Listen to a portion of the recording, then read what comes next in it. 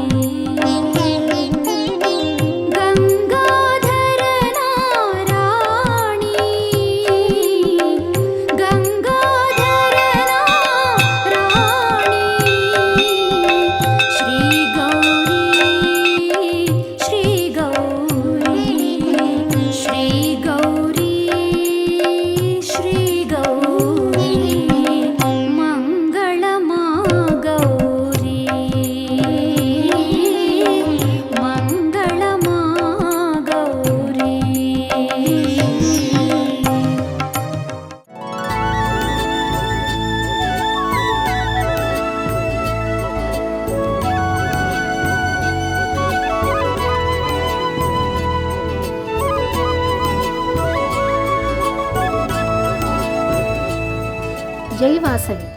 ఈరోజు శ్రీ బ్రహ్మశ్రీ బాచంపల్లి సంతోష్ శాస్త్రి గారు గౌరీదేవి అమ్మవారి అవతార అద్భుత ప్రవచనాన్ని అందచేస్తున్నారు. ఈనాటి ఈ ప్రవచన సేవను అందచేస్తున్నవారు డాక్టర్ ఎర్రా నాగార్జున, శ్రీమతి పద్మాదేవి మరియు తెలుగు కళా సమితి వాషి. ఈనాటి ఈ ప్రవచనాన్ని అందరూ శ్రద్ధతో విని శ్రీ గౌరీదేవి అమ్మవారి ఆశీస్సులు అందుకొని ఆనందించవలసినదిగా కోరుతున్నాను. జై వాసవి. వాగీషాద్యా సుమనసః సర్వార్థానాముపక్రమే యం నత్వా కృతకృత్యా స్యుః తం నమామి గజాననం. దక్షిణాంనాయ శృంగేరి శారదా పీఠాధీశ్వరులు జగద్గురువులు శ్రీ శ్రీ శ్రీ భారతీ తీర్థ మహాస్వాముల వారికి, శ్రీ శ్రీ శ్రీ విధుశేఖర భారతీ స్వామి వారి దివ్య చరణాబ్జములకు అనంతకోటి సాష్టాంగ ప్రణామములు సమర్పణం చేస్తూ అస్మత్ గురు చరణారవిందాభ్యాం నమో నమః. ధర్మపురి లక్ష్మీ నృసింహ పరబ్రహ్మణే నమో నమః. ముంబై ఆర్య వైశ్య సంఘం కన్యకా పరమేశ్వరి టెంపుల్ మాటుంగ వారి దేవి నవరాత్ర వైభవ ప్రవచనములలో ఈరోజు శుక్రవారం సప్తమి 23వ తేదీ అమ్మవారు వాసవి పరమేశ్వరి అద్భుతమైనటువంటి మహాగౌరి అలంకరణలో మనందరికీ దర్శనమిస్తూ ఉన్నది. ఒకే చిచ్చక్తి పలు రకాల స్వరూపములతో భక్తుల యొక్క మనో అభీష్టములను తీర్చటానికి ఏ భక్తుడు ఎలా కోరుకుంటే ఆయా రూపములతో ఆ భక్తుడి యొక్క మనస్సును పరవశింప చెయ్యటానికే ఈ రూపము, ఈ అలంకారము, ఈ స్వరూపము, ఈ వర్ణనంతా కూడా. ఈ శరన్నవరాత్రముల యందు అమ్మవారి ఆరాధన ప్రతి ఒక్కరూ చేయవలసిందే, మినహాయింపులు లేవు. కారణం ఏమిటి అంటే మన ఊపిరికి, మన జీవన శక్తికి, మన ప్రాణశక్తికి, మన ఉనికికి, ఈ సమస్తము అన్నింటికీ కూడా కర్త కర్మ క్రియ మూడు కూడా పరమేశ్వరే కదా. తెలుగులో దేవి భాగవత పురాణాన్ని వ్రాసినటువంటి ములుగు పాపయారాధ్యుల వారు ఒక అద్భుతమైనటువంటి పద్యం రాశారండి. ఆ పద్యం మనం చెప్పుకుందాం. అంటే ప్రతి గృహములో అమ్మవారి అర్చన లేకపోతే ఆ గృహము కాదు, అమ్మవారికి సమర్పించినటువంటి ధనము కాదు అనేటువంటి భావాన్ని ఎంత చక్కటి మాటల్లో దేవి భాగవతంలో రాశారో మీకు నేను వివరిస్తాను. ఎందుకంటే ఈ మహాగౌరి అలంకరణలో ఆ తల్లిని ఇలా స్మరించుకోవడం మనందరి యొక్క భాగ్యము. అఖిలాండ జనని నిత్యార్చనలేనట్టి కొంపగాదది కోల్లగంపగాని త్రిపుర సుందరి తృప్తి తీర్పనియన్నీచు సిరులు కావవి కొండ చెరులు కాని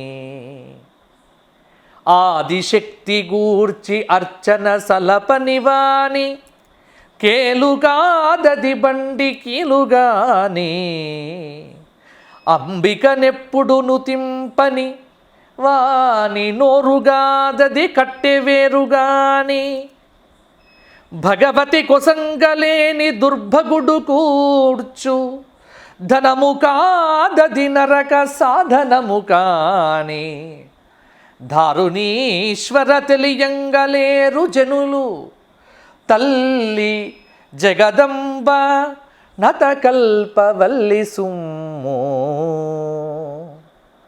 అమ్మా. అఖిలాండ జనని నిత్యార్చన లేనట్టి కొంపగాదది కోళ్ళ గంపగాని. ఏ ఇంటిలోనైతే అమ్మ పూజ జరగదో ఆ ఇల్లు కాదండి. ఇక్కడ ఒక్క విషయం నేను మీకు మనవి చేస్తా. అమ్మ పూజ చెయ్యడము అంటే రెండు రకములుగా అమ్మవారి ఆరాధన ఉంది. ఒకటి విగ్రహ స్వరూపమైనటువంటి అమ్మవారి యొక్క ఆరాధన ఈ పూజాధికాలతో మన ఇంట్లో మనం చేస్తాము. రెండవది మానవ స్వరూపంలో మనకు జన్మనిచ్చినటువంటి తల్లికి ఆరాధన చెయ్యటం. ఒక్కటి గుర్తు పెట్టుకోండి, మీ ఇంటిలో మీ కన్న తల్లిని పూజిస్తే అమ్మ పూజ జరిగినట్టే లెక్క. కన్న తల్లి మనసును బాధ పెట్టగలిగితే అమ్మ మనసును బాధ పెట్టినట్టే లెక్క. ఎప్పుడు కూడా జన్మనిచ్చిన అంటే నవమాసములు మోసి జన్మనిచ్చినటువంటి తల్లికి మన వల్ల యత్కించిత్ బాధ కలగకూడదు. బాధ కలిగింది అంటే ఆ కొడుకు జన్మ వ్యర్థము అండి.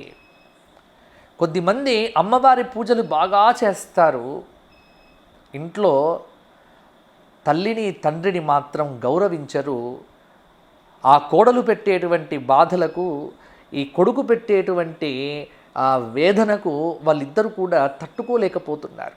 అంటే ఈ మధ్యకాలంలో ఎక్కువగా ఈ సామాజిక మాధ్యమాల్లో కూడా మేము చూస్తూ ఉన్నాం కాబట్టి ఈ విషయం మీతో పంచుకుంటూ ఉన్నాను. ఎందుకంటే ఇక్కడ ఈ రోజున వాసవి మాత యొక్క ఆ అమ్మవారి అలంకారం చూస్తున్నప్పుడు ఆ తల్లిలో ఆ పరాశక్తిలో మన తల్లి కనిపించాలి. ఎందుకు అంటే యా దేవి సర్వభూతేషు మాతృరూపేణ సంస్థిత నమస్తస్యై నమస్తస్యై నమస్తస్యై నమో నమః. మాతృస్వరూపిణి ఆ తల్లేనండి. ఆ తల్లిని చాలా బాగా ఆరాధన చెయ్యాలి. అందుకే అమ్మవారి ఆరాధన లేనటువంటి గృహము, కన్న తల్లిని పూజించినటువంటి గృహము అది గృహము కాదు. ఏమిటి? కోళ్ళ గంప కంటే కూడా వ్యర్థము అన్నాడు. త్రిపుర సుందరిత్తి తృప్తి తీర్పని ఎన్నీచు సిరులు కావవి కొండ చెరులుగాని. సంపద ఎక్కడి నుంచి వచ్చింది మనకు? మన సంపదకు ఆధారం ఏమిటి? ఈ రోజున నేను బిలియనీరును, నేను ట్రిలియనీరును, నేను చాలా గొప్ప ధనవంతుణ్ణి అని చెప్పుకుంటున్నావు. ఎలా వచ్చింది నీకు ఆ ధనం? ఎక్కడి నుంచి వచ్చింది? నువ్వా వెంట వచ్చేటప్పుడు తీసుకురాలేదు, అలాగనే ఇక్కడి నుంచి వెళ్ళేటప్పుడు తీసుకుపోలేవు. మధ్యలో ఈ ధనమంతా నీకు వస్తోంది. ఆధార్ కార్డు, పాన్ కార్డు, ఆ బ్యాంక్ అకౌంట్ ఉండి ఇది నాది అనుకుంటున్నావు. నీది అయితే నువ్వు తెచ్చుకోవాలి కదా, ఏది తెచ్చుకోవట్లేదే. మనది అన్న భ్రమలో బతుకుతున్నాం. కానీ అవన్నీ కూడా మనకు వచ్చింది ఎవరి వల్ల అంటే మన పురాకృతమైనటువంటి పుణ్య పరంపర వల్ల, ఆ తల్లి యొక్క కటాక్షం వల్ల కలిగినటువంటి వైభవము తప్ప ఇది నీ ప్రయత్నము వల్ల వచ్చినటువంటిది కాదు. అందుకే ధనం కావాలి బతకటానికి.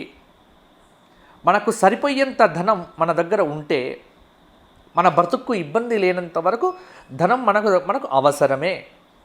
కానీ మన అవసరానికి మించి మన దగ్గర ధనం ఉంటే దానితో సర్వభూత సమారాధన చెయ్యండి. ఆ తల్లి ఇచ్చింది లక్ష్మీ కటాక్షం, ఆ తల్లికే పెట్టండి. కాబట్టి ఇప్పుడు దసరా నవరాత్ర వైభవం జరుగుతోంది కదా, ఏ వాసవి మాతకు ఎందుకు సమర్పించలేరు? చక్కగా సమర్పించండి, యథాశక్తిగా ఇవ్వండి. అమ్మకు 1000 రూపాయలు ఇస్తే మీకు 1,00,000 రూపాయలు వస్తాయి. అమ్మకు 1,00,000 రూపాయలు ఇస్తే మీకు 1,00,00,000 రూపాయలు వస్తాయి. అమ్మకు 1,00,00,000 ఇస్తే 10 కోట్లు ఇస్తుందండి. ఎక్కడికి వెళ్తాయి? చక్రవడ్డీ, బారు వడ్డీ, అన్ని వడ్డీలు కలిపి మళ్ళీ మనకు చెల్లిస్తుందండి తల్లి. ఎప్పుడు కూడా కొడుకు కడుపు నిండితే తల్లి కడుపు నిండుతుంది.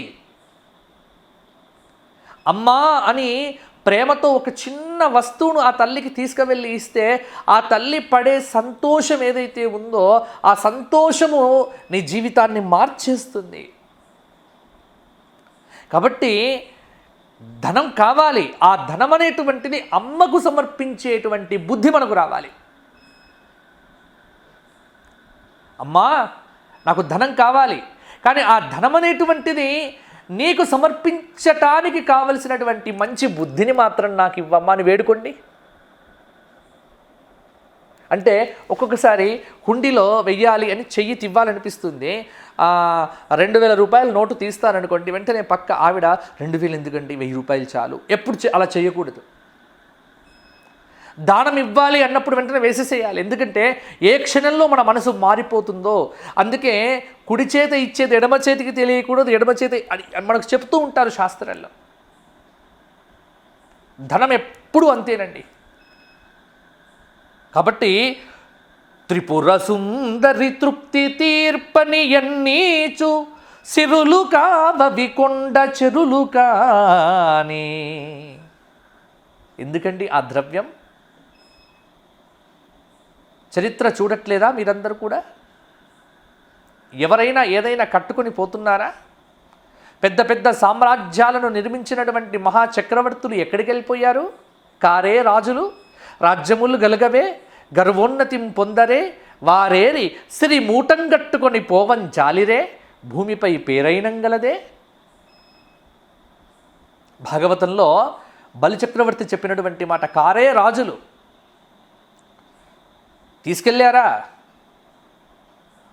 అలెగ్జాండర్ ద గ్రేట్ అనేటువంటి ఒక మహాచక్రవర్తి తన మరణం ఈ భారతదేశంలో మరణం వస్తే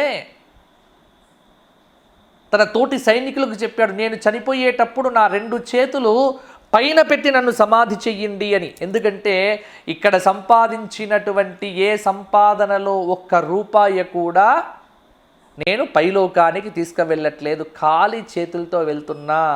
అలెగ్జాండర్ ద గ్రేట్ అని చెప్పిన మహా సామ్రాజ్య నిర్మాత, విశ్వ చక్రవర్తి అని కీర్తిగాంచినటువంటి వ్యక్తి కూడా ఖాళీ చేతులతోనే వెళ్ళాడు. మనం కూడా అలాగే వెళ్తాం. దీనికి మినహాయింపులు, దీనికి రిజర్వేషన్స్ ఉండవు. అందరూ అలాగే వెళ్ళాలి.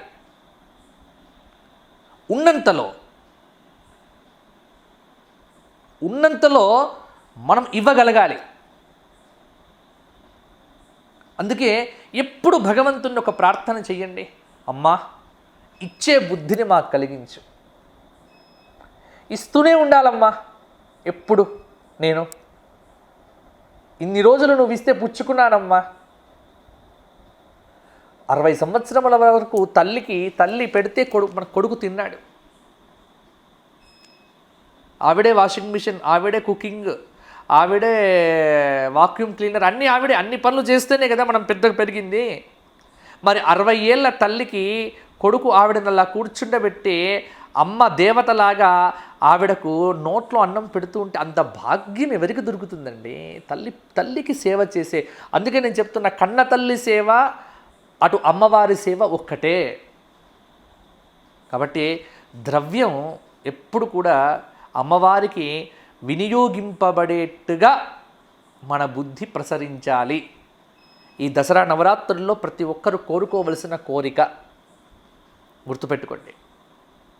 కాబట్టి భగవతి కొసంగలేని దుర్భగుడు కూర్చు ధనము కాదది నరక సాధనము కానీ అన్నాడు.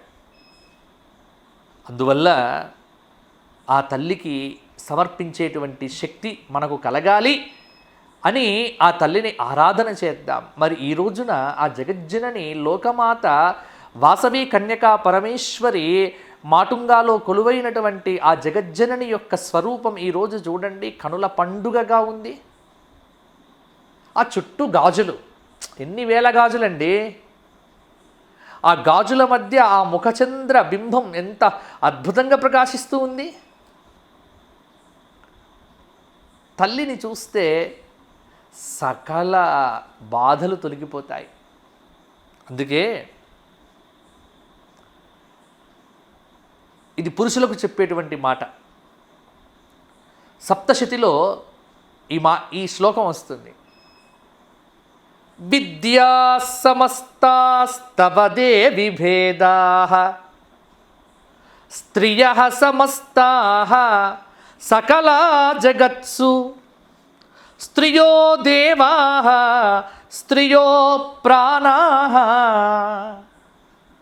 స్త్రీ శక్తిని కూర్చి దేవీ మాహాత్మ్యం మార్కండేయ పురాణం చెప్పినటువంటి అద్భుతమైనటువంటి రహస్యం.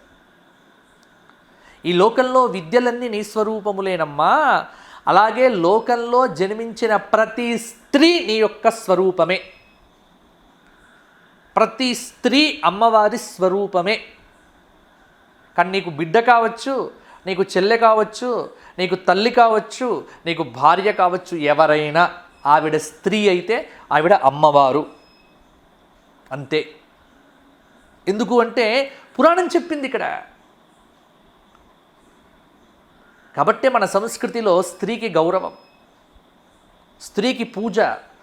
భారతదేశంలో తప్ప ఏ ప్రపంచంలో అభివృద్ధి చెందినటువంటి నాగరికత విస్తృతంగా వ్యాపించినటువంటి దేశముల్లో కూడా స్త్రీని పూజించట్లే, ఒక విలాస వస్తువుగా భావన చేస్తూ ఉన్నారు. కానీ ప్రపంచంలో ఒకే ఒక్క ప్రదేశం, అది కేవలంగా ఒక్క భారతదేశంలో మాత్రమే స్త్రీని ఆదిశక్తి స్వరూపినిగా ఆరాధన చేసేటువంటి విధానం మనకుంది. అందుకే ఇప్పుడు కుమారి పూజలు చేస్తున్నారు నవరాత్రుల్లో, సువాసిని పూజ చేస్తారు, దంపతి పూజ చేస్తారు, పార్వతీ పరమేశ్వరుల్లాగా. కాబట్టి ఇక్కడ ఆవిడెవరు? ప్రకృతి శక్తి స్వరూపిణి. ఆ ప్రకృతి శక్తి స్వరూపిణికి అనేక అంశాలు.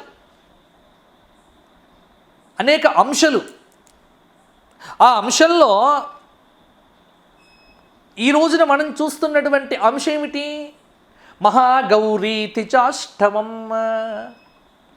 నవదుర్గా స్వరూపములలో 8వ రోజు ఆరాధించేటువంటి శక్తి స్వరూపినికి గౌరీ అని పేరు. 8వ రోజు వచ్చేటువంటిది గౌరీ. మహాగౌరీతి చాష్టమం సప్తమాకాల రాత్రి చ. ఈ శ్లోకం గతంలో కూడా చెప్పి ఉన్నాను మీకు. అందుకే గౌరీ అన్నారు. ఈ గౌరీ శక్తి గురించి మనం కొద్దిగా ఇప్పుడు మనం మాట్లాడుకుందాం, తెలుసుకుందాం. ఎందుకంటే ముంబై ఆర్యవైశ్య సంఘం మాటుంగా కన్యకా పరమేశ్వరి టెంపుల్ వారు ఈ సంవత్సరం ఈ కరోనా వ్యాధి మూలంగా ఇలా టీవీ ద్వారా, యూట్యూబ్ ఛానల్ ద్వారా అమ్మవారి దర్శనము, అలాగే నాకు మీతో మాట్లాడేటువంటి ఒక మంచి ప్రవచనం చెప్పేటువంటి ఒక మంచి అవకాశమును మీరందరూ నాకు ఇచ్చారు. దానికి చాలా నేను ఆనందపడుతున్నాను. ఈ విధంగా మిమ్మల్ందరినీ కూడా కలుసుకోగలుగుతున్నందుకు. తప్పకుండా కన్యకా పరమేశ్వరి యొక్క అనుగ్రహం ఉంటే ప్రత్యక్షంగా కలుసుకుందాం అందరం కూడా. అందుకే గౌరీ దేవత గురించి కొన్ని విషయాలు మీకు చెప్పాలి. ఇది ముఖ్యంగా స్త్రీలకు సంబంధించినటువంటి ఆరాధన. ఈ రోజున అమ్మవారి అలంకారం చూశారు కదా మీరు. ఇక్కడ అమ్మవారి అలంకారంలో మీకు ఏ ఆభరణాలు ఉన్నాయి, అసలు ముత్తైదువ అంటే ఎవరు, ఆ గౌరీ స్వరూపం ఏమిటి, గౌరీ దేవతను మొట్టమొదలు మన పురాణముల యందు ఆరాధించబడినటువంటి వారు ఎవరు, గౌరీ ఉపాసన ఎవరు చేశారు, అసలు గౌరీ ఉపాసన చేస్తే కలిగేటువంటి ఫలితములు ఏమిటి, ఇలా చాలా విభిన్నమైనటువంటి అంశాలు మనం తెలుసుకునేటువంటి ప్రయత్నం చేద్దాం. మహాకవి అయినటువంటి కాళిదాసు గౌరీదేవత యొక్క భావన చేస్తూ ఆయన ఒక శ్లోకం రాస్తాడు. ఓంకార పంజరశుకీం, ఓంకార పంజరశుకీం ఉపనిషదుద్యాన కేలికలకంఠీం ఆగమ విపిన మయూరీం ఆర్యాం అంతర్విభావయే గౌరీం దయమాన దీర్ఘనయనాం దేశిక రూపేణ దర్శితాభ్యుదయదాం. ఏమి స్తవమండి కాళిదాస్ చేశారు. ఓంకార పంజరశుకీం, ఓంకార పంజరశుకీం, అకార ఉకార మకారాత్మకమైన ఓంకారం అనేటువంటి పంజరములో వెలుగొందుతున్నటువంటి శుకీం ఆడచిలుక, ఇంత అద్భుతమైనటువంటి భావన అండి. అందుకే గౌరీ గౌరీ అంటే గౌరవర్ణత్వాత్ గౌరీ. మీకు లలితా సహస్రంలో కూడా గౌర్యై నమః నామం వస్తుంది. ఈ నామం యొక్క రహస్యం ఏమిటి? గౌరీ స్త్రీకి పాతివ్రత్య సిద్ధిని కలిగింపచేసేటువంటి దేవత ఈ గౌరీ. స్త్రీ పుట్టుకకు మూల రూపం గౌరీ. స్త్రీత్వ విశేషానికి కారణం గౌరీ. ఎన్ని విశేషాలు ఉన్నాయండి గౌరీకి. కాబట్టి చిన్నప్పటి నుండి ఆడపిల్లలకు మంగళగౌరి, అలాగే కన్యకా గౌరి చాలా ఉన్నాయి. శ్రావణ మాసంలో మంగళగౌరి వ్రతం చేయటం, ప్రతి మంగళవారం పెళ్లిలో గౌరీ దేవత పూజ చేస్తేనే కళ్యాణ మండపానికి రావటం. ఈ గౌరీ ఎవరు? అసలు ఆడవాళ్ళు గౌరీ పూజ ఎందుకు చెయ్యాలి అది తెలుసుకుందాం. గౌరీ అంటే ఎవరు? పర్వతరాజపుత్రిక పార్వతీయే గౌరీ. శివపురాణం దీనికి ఆధారం. శివపురాణంలో చెప్పబడినటువంటి కథ. దక్షయజ్ఞంలో తనకు తానుగా అగ్నికి సమర్పితం చేసుకున్నటువంటి ఆ పరాశక్తి హిమవత్ పుత్రికగా, పర్వతరాజ పుత్రికగా, పార్వతీదేవిగా అవతరించింది. ఆవిడ ఏ రూపంలో అవతరించినా ఆవిడ యొక్క లక్ష్యం ఏమిటి, ఆవిడ యొక్క ప్రధానమైనటువంటి గమ్యస్థానం ఏమిటి? ఈశ్వరుణ్ణి పొందటమే. ఎందుకంటే అమ్మవారిని ఆరాధించిన అమ్మవారు మనకు ఇచ్చేటువంటి జ్ఞానము ఏమిటి అంటే శివజ్ఞానప్రదాయిన్యై నమః. అమ్మవారిచ్చేటువంటి జ్ఞానం అదే శివజ్ఞానం. కాబట్టి ఆవిడ పుట్టినప్పటి నుంచి ఈశ్వరుణ్ణి తప్ప ఇంకెవ్వరిని నేను భర్తగా ఒప్పుకోను, అంగీకరించను అన్నది.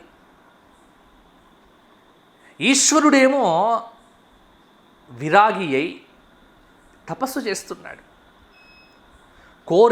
కోరికలను కూడా భస్మీపటలం చేయగలిగినటువంటి శక్తి, కామ వికారాన్ని కలిగింపచేసేటువంటి మన్మధుణ్ణి కూడా భస్మీపటలం చేసినటువంటి వాడు, మృత్యువును ప్రసాదించేటువంటి ఆ యమధర్మరాజు యొక్క వక్షస్థలాన్ని తొక్కి మార్కండేయుడికి దీర్ఘాయుష్యమును ఇచ్చినటువంటి మృత్యుంజయుడు, రెండింటినీ జయించినటువంటి దేవదేవుడు ఒక్కడేనండి ఈ జగత్తులో. కామమును కాలమును ఈ రెండింటిని జయించాడు. మన్మధుణ్ణి జయించడము అంటే కామము మీద జయము, యమధర్మరాజును జయించడము అంటే కాలము మీద జయము. కాలమును కామమును ఈ రెండింటి మీద ఆధిపత్యం చూపించినటువంటి వాడు ఒక్క శంకరుడు తప్ప. అందుకే ఆర్యవైశ్యులు ఆరాధించేటువంటి శంకరుడి పేరు ఏమిటి? నగరేశ్వరుడు. మీరంతా పూజించాల్సింది నగరేశ్వరుణ్ణే. ఎందుకంటే ఆర్యవైశ్యులకు ఆరాధ్య దేవత అయినటువంటి వాసవీ దేవత ఆరాధించినటువంటి దైవము ఈ నగరేశ్వరుడే.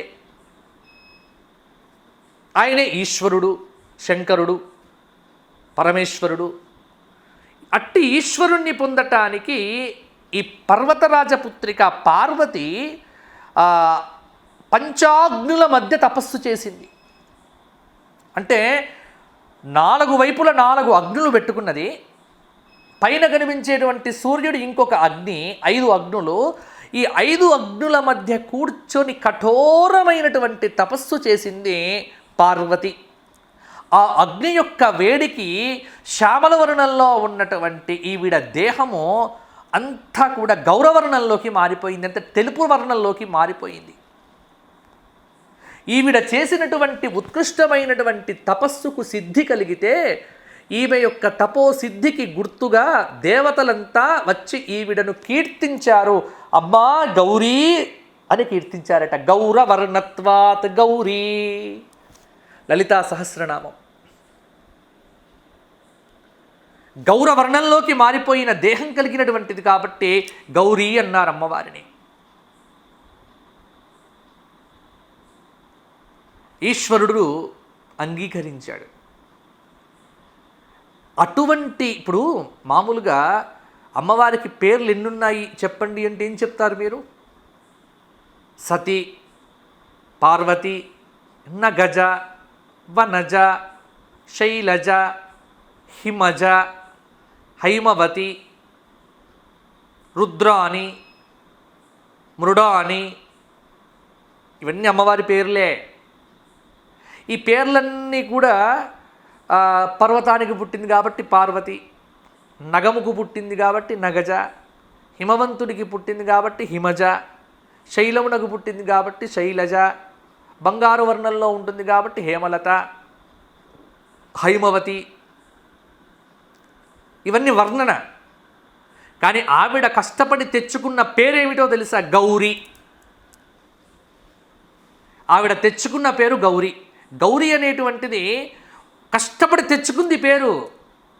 అందుకే గౌరీదేవత ఉపాసన, అమ్మవారి ఉపాసన స్త్రీకి ఎందుకు అంటే, ఎలాగైతే పరమేశ్వరుణ్ణి భర్తగా పొందాలి అని దృఢమైన సంకల్పం చేసి అట్టి పరమేశ్వరుణ్ణి భర్తగా పొంది అట్టి పరమేశ్వరుడికి విషం తాగినా కూడా ఏమీ కాకుండగా తన పాతివ్రత్య ప్రభావ దీక్ష చేత ఈశ్వరుణ్ణి కూడా కాపాడుకున్నటువంటి పతివ్రత లక్షణములు కలిగినటువంటి శక్తి స్వరూపమే గౌరీ స్వరూపము. కాబట్టి అట్టి పాతివ్రత్య లక్షణముల చేత అలంకృత అయినటువంటి గౌరీదేవత ఉపాసన కనుక ఈ లోకంలో ఉన్న స్త్రీలు చేస్తే వారికి గృహస్థాశ్రమంలో వారి భర్తలను ఎల్లప్పుడూ కాపాడుకొని గృహస్థాశ్రమ ధర్మానికి కావలసిన శక్తిని, యుక్తిని, రక్తిని అన్నింటినీ కూడా ప్రసాదింపచేసి తన భర్తను ఎప్పుడు కూడా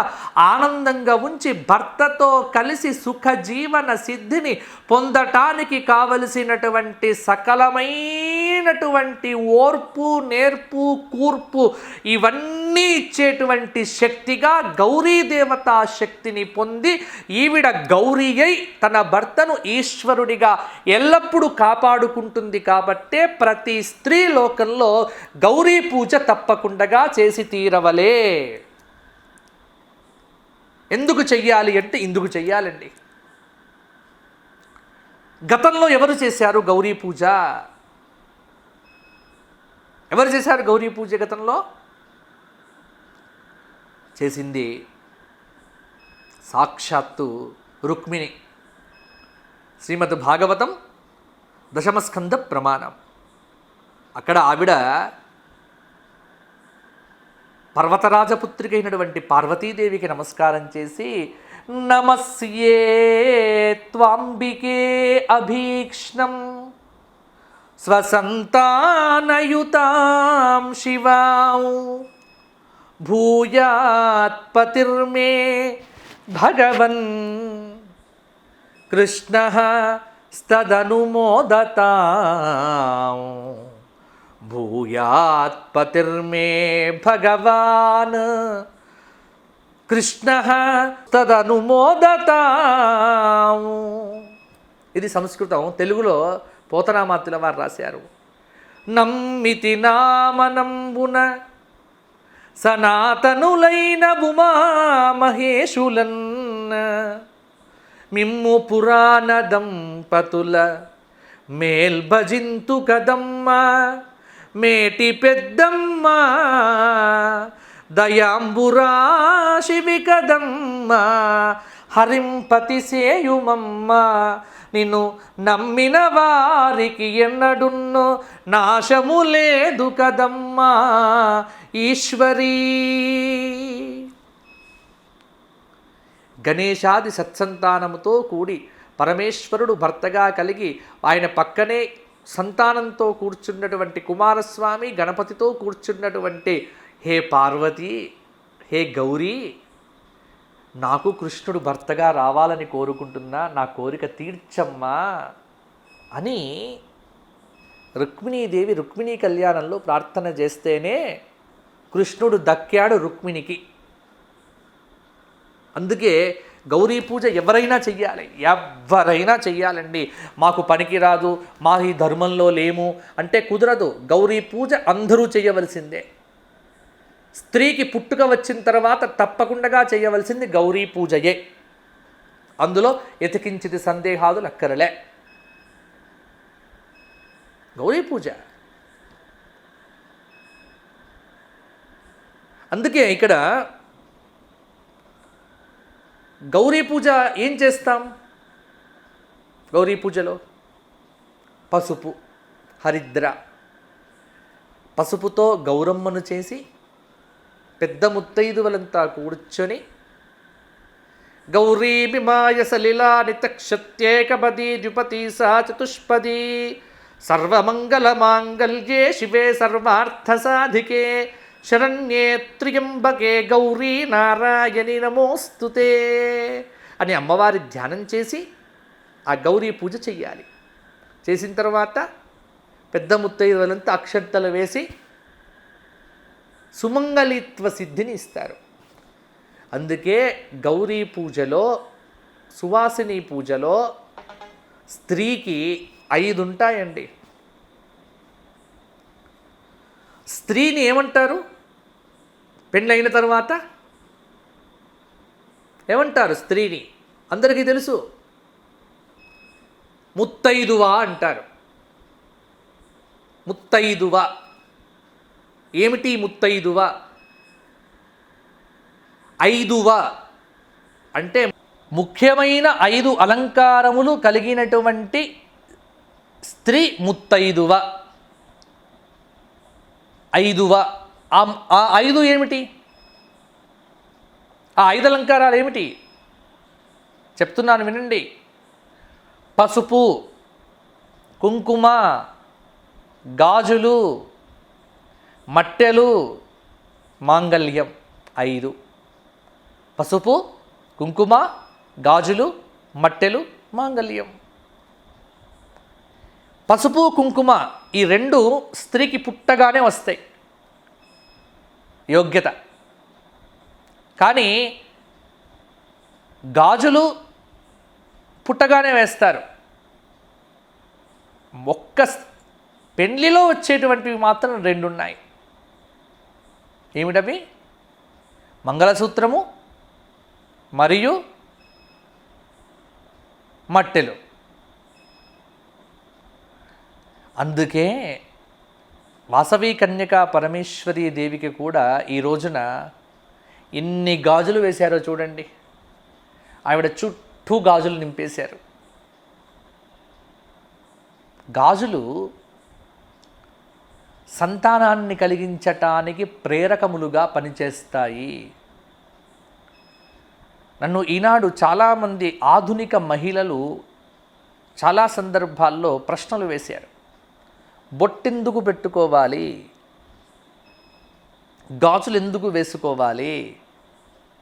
తాలిబొట్టు ఎందుకు కట్టుకోవాలి? మట్టెలు ఎందుకు పెట్టుకోవాలి?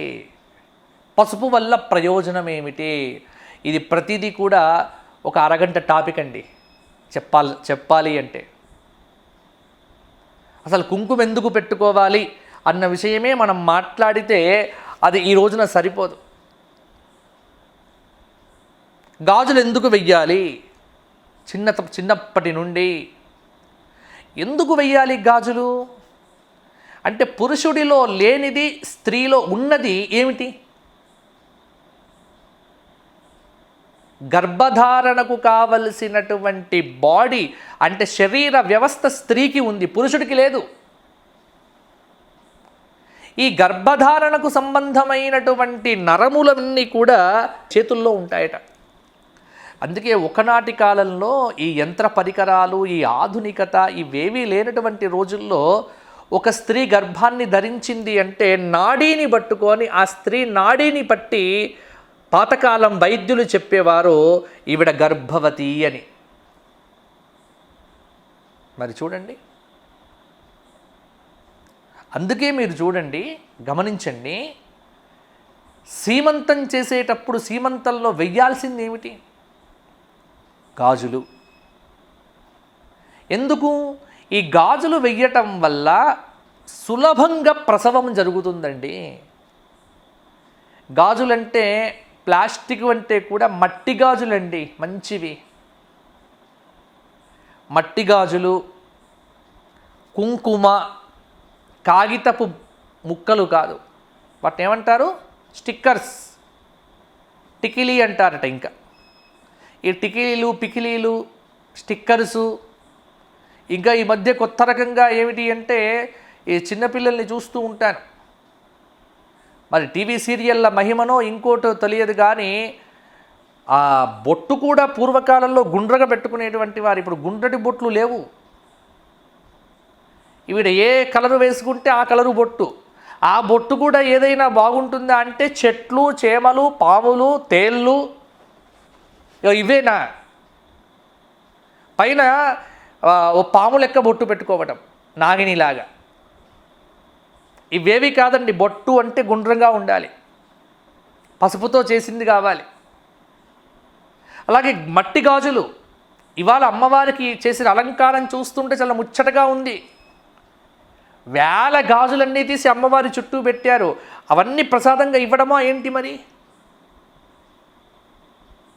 అమ్మవారికి పెట్టినటువంటి గాజులను ప్రసాదంగా ధరిస్తే సత్సంతాన ప్రాప్తి, సంతానం లేనటువంటి వారికి, సంతానం ఉన్నటువంటి వారికి సంతానానికి రక్ష,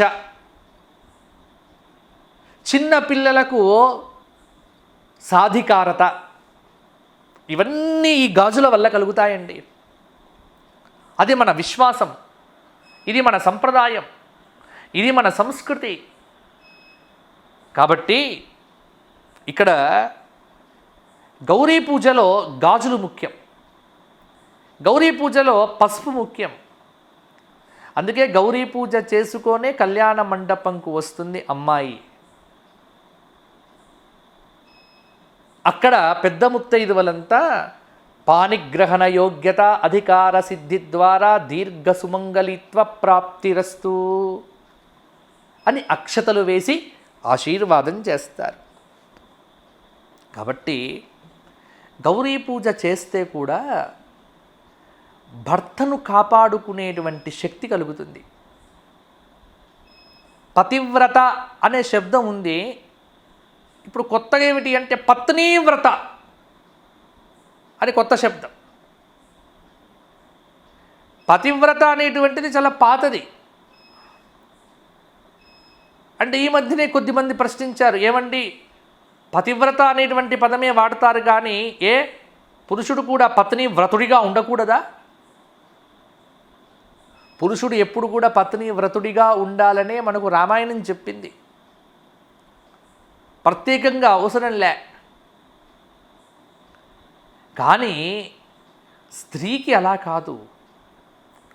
పతియే ప్రత్యక్ష దైవంగా వ్రతాన్ని ఆచరించి ఆ వ్రతము ద్వారా భర్తను ఎల్లవేళలా కాపాడుకుంటున్నది కాబట్టే ఆవిడ పతివ్రత.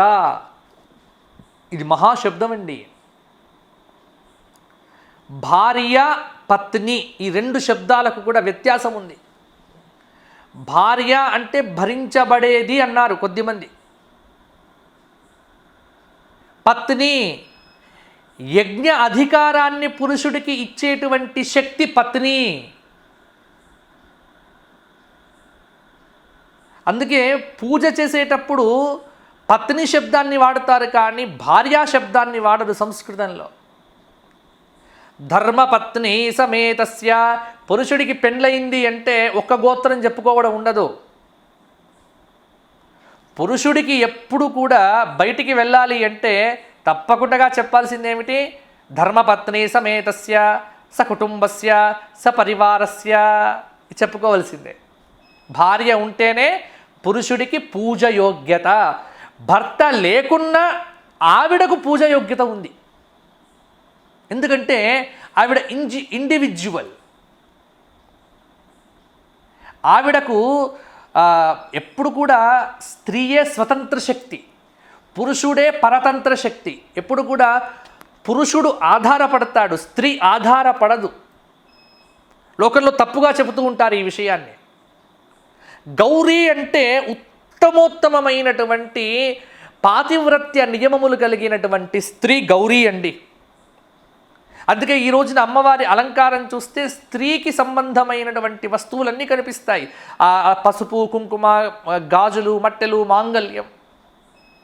కాబట్టి ఈ రోజున అమ్మవారి యొక్క ఆరాధన ఈ గౌరీ దేవతగా చేస్తే, ఈ వ్రతం చేస్తే స్త్రీకి పాతివ్రత్యమే ఆవిడకు భూషణమై భర్తను ఎల్లవేళలా కూడా కాపాడుకుంటుంది. అందుకే అక్కడ నిజానికి శాస్త్రంలో ఒక మాట ఉందండి, అష్టవర్ష భవేత్ కన్యా, నవవర్షాతు రోహిణి, దశవర్ష భవేత్ గౌరీ అత ఊర్ధ్వం రజస్వల అని ఒక ప్రమాణం ఉంది మనకు శ్లోకం. 8 సంవత్సరములకు అమ్మాయి కన్య, 9 వర్షములకు అమ్మాయి రోహిణి, 10 వర్షాలు వస్తాయంటే గౌరీ అన్నారు. 8కి కూడా గౌరీ శబ్దం వాడటం అనేటువంటిది శాస్త్రంలో ఉన్నది. కాబట్టి వివాహానికి ముందు గౌరీ పూజ, వివాహం తర్వాత మంగళ గౌరీ వ్రతము, ఇవన్నీ కూడా ఎందుకు అంటే కుటుంబమును కాపాడుకునేటువంటి లక్షణములు పరిపూర్ణంగా కలిగినటువంటి స్త్రీ గౌరీ. ఒక్కటి గుర్తుపెట్టుకోండి, గౌరీ పూజ ఏ ఇంట్లోనైతే జరుగుతూ ఉంటుందో ఆ ఇంట్లో కుటుంబ సంస్కృతికి విలసిల్లుతుంది. భర్త బాగుంటాడు, భార్య బాగుంటుంది, పిల్లలు బాగుంటారు. ఎలా ఉండాలి కుటుంబం? శివ కుటుంబంలాగా ఉండాలి. శివుడు పక్కన పార్వతి, ఆ పార్వతి ఒడిలో గణపతి, అలాగే శివుని యొక్క ఒడియందు కుమారస్వామి, ఇలా 2 కొడుకులతో ఆ జంటను చూస్తే ఆది దంపతులు, పురాణ దంపతులు. ఏమి దంపతులండి? కుటుంబ సంస్కృతికి మూలమే పార్వతీ పరమేశ్వరులు. కాబట్టి కుటుంబ సంస్కృతిని మనకి ఇచ్చేటువంటి దేవత గౌరీ దేవత. ఈ రోజున వాసవి కన్యక పరమేశ్వరిని గౌరీ దేవతగా అలంకారం చేసుకొని, ఆవిడకు విశేషమైనటువంటి గాజులతో అలంకారం చేసి, పసుపుతో అలంకారం చేసి అమ్మవారిని ఈ రోజున ఆరాధన చేస్తున్నారు. కాబట్టి ఈ రోజున ఆ గౌరీ అష్టోత్తరం చెప్పి, అలాగే గౌరీ స్తోత్రము చేసి, అమ్మవారికి చక్కగా పసుపుతో ఆరాధన చేసి, ఆ పసుపును మీరు అలంకారం చేసుకొని ఆ పసుపును తీసుకువెళ్ళి భర్త చేతికి ఇచ్చి అక్షతలు ఇచ్చి దీర్ఘ సుమంగళీ భవ అని భర్త చేత ప్రతి స్త్రీ కూడా అక్షతలు వేయించుకోవలసినటువంటి రోజు ఈ రోజు. అందుకే గౌరీ దేవత ఉపాసన ఈరోజు చెయ్యటము అంటే భర్త చేతితో అక్షతలు వేసుకొని దీర్ఘ సుమంగళీత్వ సిద్ధిని కలిగింపచేసేటువంటి మహాశక్తి ఏదైతే ఉన్నదో ఆవిడ గౌరీ అన్నారు. కాబట్టి మరి ఆ గౌరీ దేవత యొక్క పరిపూర్ణమైనటువంటి కృప, ఇంకా చాలా విశేషాంశాలు గౌరీకి సంబంధించినటువంటివి ఉన్నాయి. మీకు ఇంకా ఏమైనా సందేహాలు ఉంటే కనుక తప్పకుండా మీరు డిస్క్రిప్షన్లో కావచ్చు, లేకపోతే కామెంట్స్ రూపంలో కూడా పెట్టండి కింద. తప్పకుండా మీ సందేహాలను నివృత్తి చేసేటువంటి ప్రయత్నం చేస్తాను. లేకపోతే ఈ కన్యకా పరమేశ్వరి ఛానల్ ద్వారా త్వరలో ఎప్పుడైనా కూడా కొన్ని విషయాలు మీతో పంచుకునేటువంటి ప్రయత్నము చేస్తాను. ఈరోజు అయితే గౌరీ దేవతగా ఈ శుక్రవారం నాటి ఈ సాయంకాల సంధ్యా సమయంలో గౌరీ దేవతగా కన్యకా పరమేశ్వరి వాసవీమాత జగజ్జనని లోకమాత ఇవాళ సుందరంగా అలంకారం చేసుకొని ఉన్నది. ఆ గాజులు, ఆ తల్లికి అలంకరించినటువంటి గాజులు ప్రతి ముత్తైదువ యొక్క చేతిని అలంకరించి ప్రతి కుటుంబము, ఆర్య వైశ్య కుటుంబములన్నీ కూడా, భక్త కుటుంబములన్నీ కూడా చల్లగా ఆనందంగా సౌభాగ్యంగా ఉండాలి అని కోరుకుంటూ ఈ రోజున ఆరాధించినటువంటి ప్రతి ఒక్కరికి కూడా ఆయురారోగ్య భోగ భాగ్యములు ఆ గౌరీ దేవత పరిపూర్ణంగా కలిగించాలి అని మీ అందరి పక్షాన మహాకాళి, మహాలక్ష్మి, మహాసరస్వతి, రాజరాజేశ్వరి, అంబికా, చండిక, దుర్గా, పరమేశ్వరి, పరాభట్టారిక గౌరీ దేవత యొక్క పాదార విందములకు సాష్టాంగ ప్రణామములు చేస్తూ ముంబై ఆర్యవైశ్య సంఘం మాటుంగా కన్యకా పరమేశ్వరి టెంపుల్ దసరా వైభవ నవరాత్ర ప్రవచనములు ఈ విధంగా మీతో పంచుకునేటువంటి అవకాశం నాకు కల్పించినందుకు మీ కమిటీ సభ్యులందరికీ, ప్రెసిడెంట్ గారికి, కమిటీ సభ్యులకు, అలాగే భక్తులకు, ఆర్యవైశ్య బంధువులందరికీ కూడా నేను ధన్యవాదపూర్వక ఆశీస్సులు తెలియజేస్తూ మరి తదుపరి దుర్గాదేవి యొక్క వైభవాన్ని మనం చెప్పుకుందాం. దుర్గా అలంకరణలో ఉండే ప్రాశస్త్యం ఏమిటి, దుర్గా అలంకరణ ఎలా చేస్తారు ఏమిటి, అసలు దుర్గా నామం ఏమిటి, ఇలా రహస్యములన్నీ మరలా మనం రేపు చెప్పుకుందాం. అంతవరకు స్వస్తి. లోకా సమస్తాః సుఖినో భవంతు. ధర్మస్య విజయోస్తు, అధర్మస్య నాశోస్తు, ప్రాణిషు సద్భావన అస్తు, విశ్వస్య కళ్యాణమస్తు. వాసవీ మాతాకి జై.